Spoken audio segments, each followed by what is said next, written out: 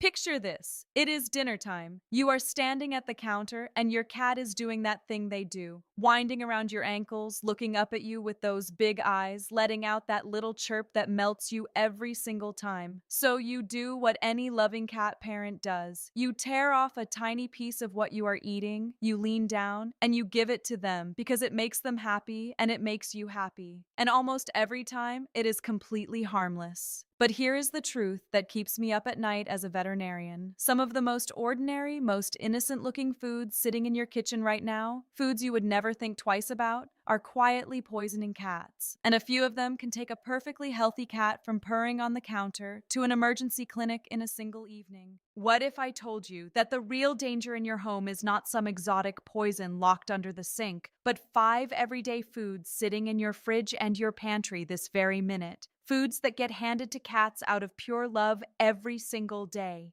Hi, everyone. I'm Dr. Sarah Lane, your neighborhood veterinarian, and welcome back to the channel. The calls I dread most in my clinic are the frantic ones. A family racing in with a cat who is suddenly weak, or vomiting, or breathing strangely. And the parents standing there in shock saying, "But we only gave them a little bite of what we were having." And I hear the same heartbroken confession over and over. "Dr. Lane, I had no idea that could hurt them. I feel like this is my fault." So before we go one step further, I want you to take a deep breath and drop that guilt at the door. You are not a bad cat parent. Nobody hands you a list of these when you bring a kitten home. You are here, right now, learning. And that is exactly what a great cat parent does. But I cannot sugarcoat this either because it matters too much. A cat is not a small dog, and they are certainly not a tiny human. Their liver is missing key tools that ours has for breaking down certain compounds, and their kidneys are already their weak point their whole life long. That means a dose of something that a person would shrug off can genuinely overwhelm a cat's little body. So grab a pen and a notebook, because I am going to count down the 5 foods I most want out of your cat's reach. Exactly why each one is so dangerous to a cat specifically, the warning signs to watch for, and the safe, loving things you can give instead.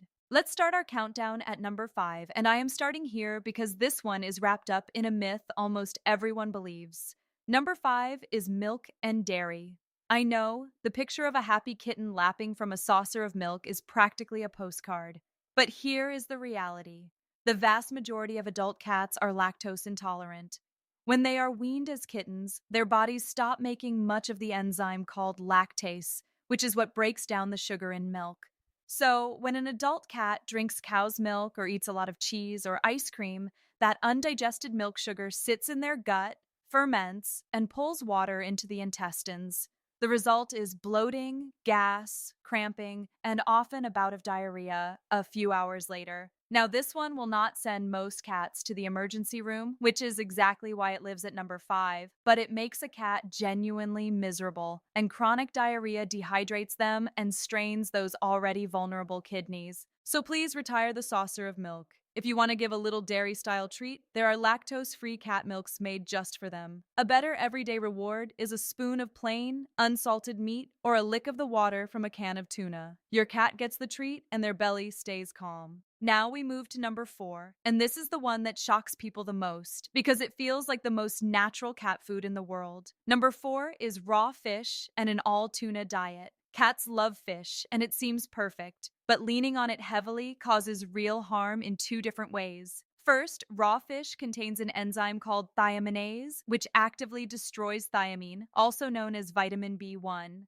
Thiamine is essential for a cat's nervous system, and a cat running low on it can develop serious neurological trouble, a wobbly walk, a bent down neck, seizures in severe cases.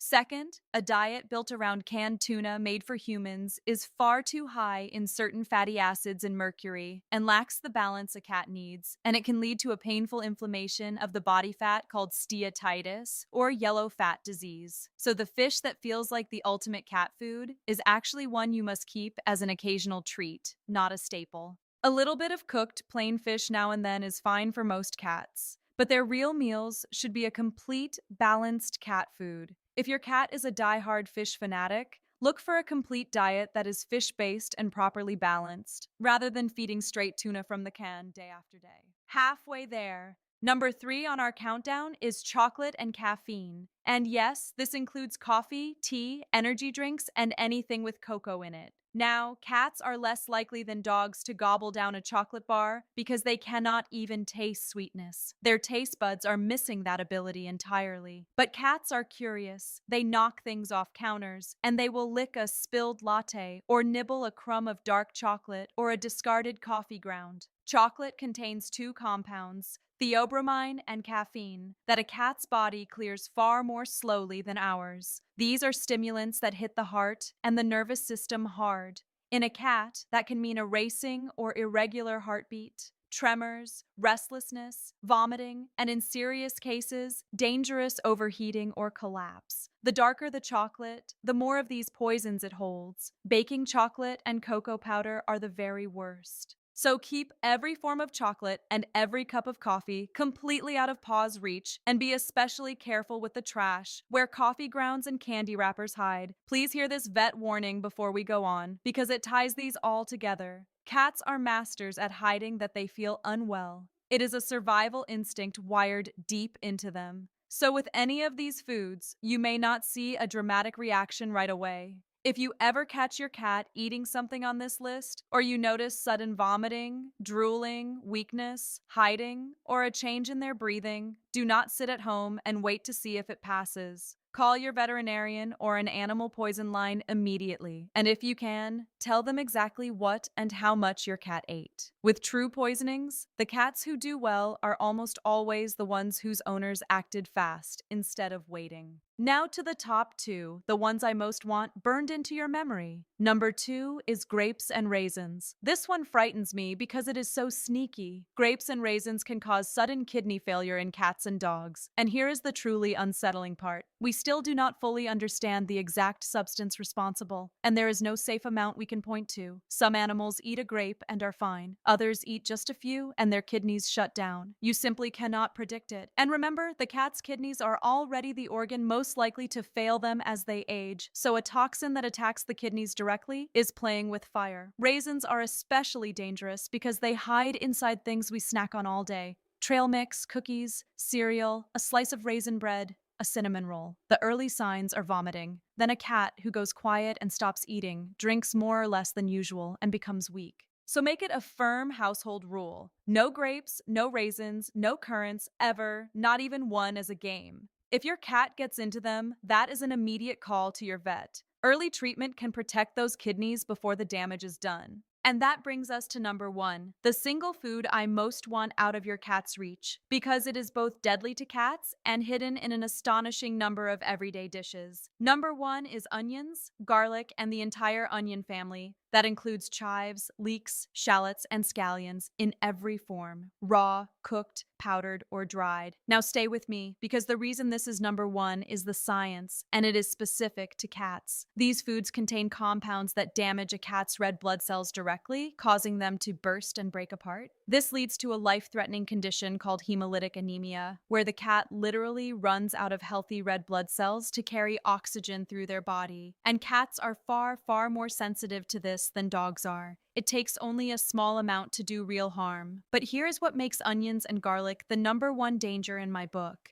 They are everywhere, and they are usually powdered and invisible. Garlic and onion powder are in baby food, in gravy, in soup, in pasta sauce, in seasoned meats, in broth, in so many of the leftovers people lovingly share with their cat. And please, I have to say this clearly, because it is a myth that will not die. A little garlic does not repel fleas or boost your cat's immune system. It is not a health food for cats. It is a poison for them. The signs of this one can be delayed for a few days. Pale gums, weakness, rapid breathing, a cat who is suddenly lethargic, and urine that looks unusually dark or orange. So the rule is simple and absolute. Nothing from the onion family, in any form, ever goes into your cat.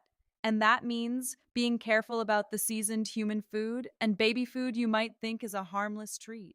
Now, before we recap, I want to give you a quick fire list of honorable mentions because our top 5 are not the only troublemakers hiding in a normal kitchen, and a few of these come up so often that I would be doing you a disservice to skip them. First, raw bread dough. If a cat swallows a bit of unbaked yeasted dough, the warmth of their stomach makes it keep rising and expanding, which is painful and dangerous on its own, and the fermenting yeast actually produces alcohol inside them. Second, on that note, alcohol itself in any form, even a splash in a dessert, hits a cat's small body far harder than ours. Third, xylitol, the sugar substitute found in sugar-free gum, some peanut butters, mints, and baked goods. It is best known as a dog danger, but there is no reason to ever risk it with a cat, so read labels on anything sweet. Fourth, too much liver. A little cooked liver is fine as a treat, but a diet heavy in it delivers a dangerous overload of vitamin A that can,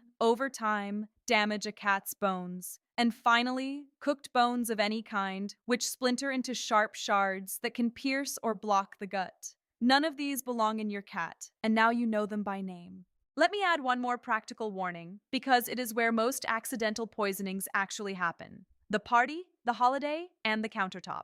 The single most dangerous moments for a cat are not everyday dinners. They are the gatherings. A guest who does not know the rules slips your cat a bite of onion dip. A plate of chocolate is left within reach. A glass of wine sits unattended. A raisin cookie falls under the table. So on any busy day with company, I want you to do two things. Tell your guests, kindly but clearly, that your cat is on a strict no people food rule, and give your cat a quiet room of their own away from the food and the noise. It protects them from the scraps and from the stress at the same time. So there is our countdown: milk and dairy, raw fish and all tuna diets, chocolate and caffeine, grapes and raisins, and at the very top, onions, garlic, and the whole onion family. And before you feel like you can never share a bite of anything again, let me flip this to the good news, because I never want you to leave feeling only fear. There are wonderful, safe treats you can absolutely give with love. A small piece of plain, cooked, unseasoned chicken, turkey, or beef. A little bit of cooked salmon or a lick of tuna water now and then. A few pieces of cat-safe cooked pumpkin. Tiny amounts of steamed carrot or green beans if your cat is curious. And of course, treats made specifically for cats. The key word with every single one is plain. No salt, no butter, no garlic, no onion, no sauce. Here is my simple bowl safety formula, the one habit I want you to build, because it takes about 10 seconds and it protects your cat for life. Before anything goes from your plate into your cat, run it through 3 quick questions in your head. 1. Is it plain with no onion, garlic, or seasoning cooked into it? 2. Is it a food I know is safe for cats, not something off this list or something I am unsure about?